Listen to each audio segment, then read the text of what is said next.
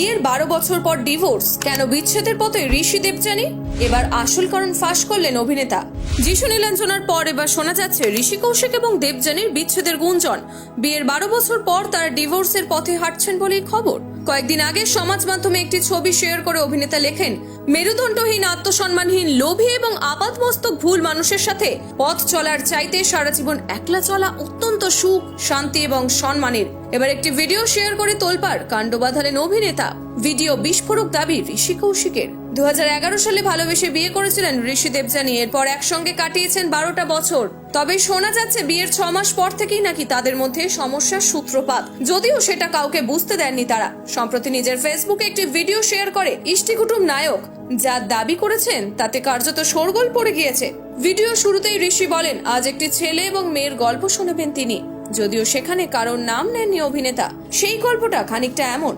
12 বছর আগে একটি ছেলে এবং একটি মেয়ের বিয়ে হয়। ছেলেটি একেবারেই সাধারণ এবং ঘরোয়া, অন্যদিকে মেয়েটি বেপরোয়া, উড়নচণ্ডী। ছেলেটি আগে থেকেই জানতো তাদের জীবনযাপনের মধ্যে ব্যাপক পার্থক্য রয়েছে, তাই সে চট করে বিয়েতে রাজি হতে চায়নি। তবে মেয়েটি তাকে বারবার বোঝায় বিয়ের পর সে পাল্টে যাবে।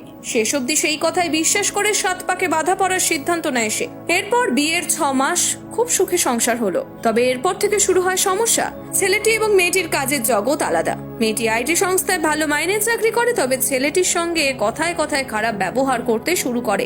বিয়ের পর নিজেকে বদলানোর কথা বললেও ধীরে ধীরে আরো বেশি বেপরোয়া হয়ে উঠতে শুরু করে সে। ঋষির কথায় মেয়েটি নাকি বিগত 12 বছর ধরে কেবলমাত্র ছেলেটির উপর খবরদারি চালিয়ে গিয়েছে।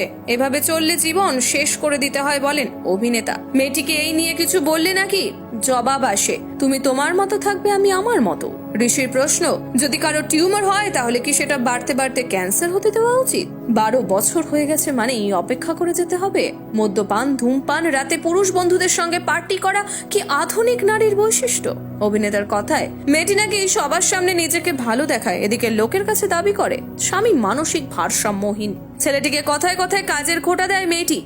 পাল্টা কিছু বলতে গেলেই পুলিশ, কমিশনের ভয় দেখানো হয়। তবে এবার আর ছেলেটি ভয় পাবে না, কারণ কোথায় কি হয়েছে সেও জানে। ঋষি নিজের ভিডিও কারোর নাম না নিলেও অনেকেরই অনুমান এটি অভিনেতার ব্যক্তিগত জীবনের কাহিনী। এত কষ্টের মধ্যে জীবন কাটানোর থেকে বিচ্ছেদই শ্রেয় বলে মত নেটিজেনদের।